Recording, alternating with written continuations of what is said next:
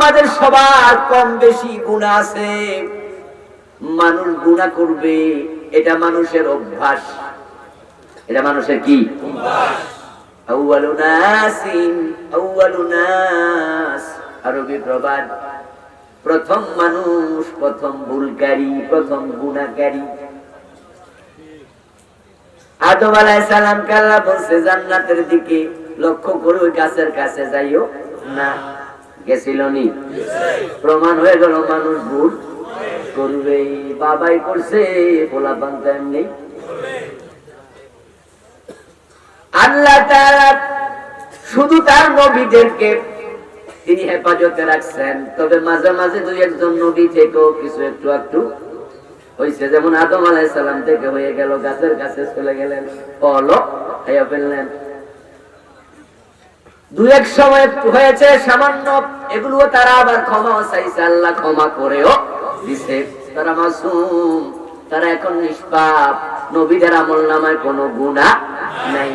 দুই একটা ভুল টুল যদি হয়েছে, এগুলোকে ফার্সিতে বলে লজ্জিস, বাংলায় বলে পদস্খলন, পিছলে যাওয়া, হালকা পিচ্ছল খাওয়া, কতটুকু হয়েছে মানবিক কারণে। আল্লাহ তাআলা আবার নিজ চাদর দিয়ে রহমত দিয়ে হেফাজত করেছে। সুবহানাল্লাহ। এখন আমরা যারা আছি, আমাদের সাথে শয়তান আছে, নফস আছে, আসেনি? এগুলো আমাদেরকে নিয়মিত গুনাহ করাতে চায়। গুনাহ আমাদের সবার কম বেশি আছে, কিন্তু গুনাহ থাকার পরও আমাদের অন্তরে আবার জান্নাতে যাওয়ার আশা আছে না নাই? কারণ আল্লাহ তো বলছে যদি গুনাহ কম হয়, নেক যদি একটু বেশি হয়, সাকুলাত খাফফাত। দাড়ি পাল্লা দেখছেন না? দাড়ি পাল্লা ওজন করে, একটু বেশি হলে এমনি করে নিচের দিকে নেমে যায়, তখন আমরা তো একটু বাড়ি হইয়া গেছে, বেশি হইয়া গেছে, একটু কমাও।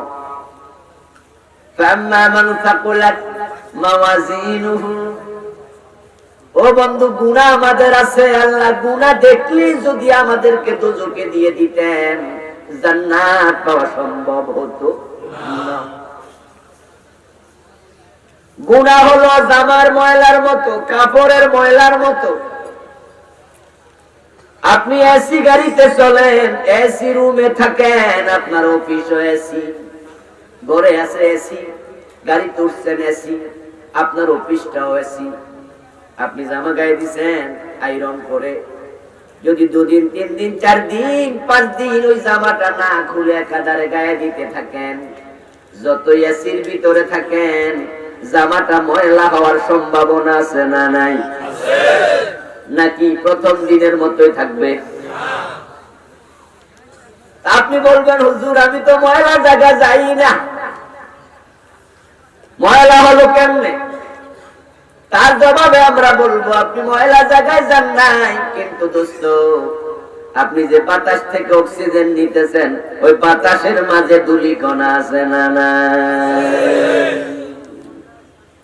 বাতাসে জলীয় বাষ্প আছে, এর মাঝে ধুলাবালি আছে। আপনি চাইলেও আপনার জামাকে ওই ধুলাবালি থেকে বাঁচাতে পারবেন না, লেগে যাবে। গুনাহ ঠিক এইরকম, আমরা হাজারো বাঁচতে চাইলেও কিছু গুনাহ হয়ে যাবে। তবে তাওবা করা লাগবে, ফিরে আসা লাগবে, আল্লাহর কাছে ইস্তেগফার করা লাগবে, ক্ষমা চাইলে আল্লাহ তাআলা ক্ষমা করে দেবেন। আমার বন্ধু, কখনোই গুনাহ বেশি হওয়া যাবে না নেকের চেয়ে। বেশি গুনাহ হলে উপায় নেই। এই জন্য আপনি নিয়মিত ইস্তেগফার করবেন, আল্লাহ গুনাহ যেন না থাকে, গুনাহ যেন না থাকে, গুনাহ যেন কমে যায়।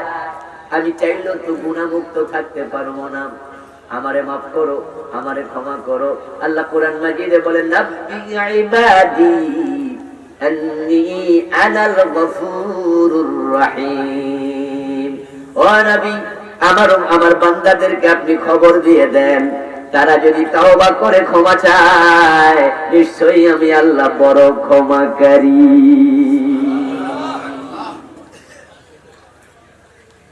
আমার বন্ধু, আমলের ক্ষেত্রে 50% মার্কসের একটু বেশি পেলেও চলবে। এখন নেক আমল বুঝলেই তো মার্ক পাবেন। প্রশ্ন করলো কি, উত্তর দিলেন কি, তার নাম্বার আসবে কোত্থেকে? প্রশ্ন করছে গরুর রচনা লেখো। কিসের রচনা? ছোটকালে পড়ছেন না? গরুর রচনা ছোটকালে আমরা পড়ছি।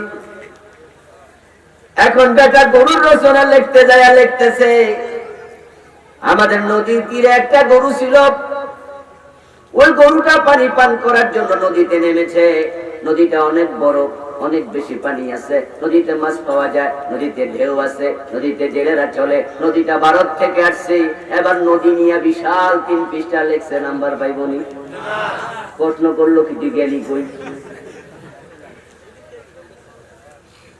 এই বেড়া গরুরে নদীত নামায়া দিছে পানি খাওয়াইতো, তারপরে এবার আর গরুর কাছে নাই।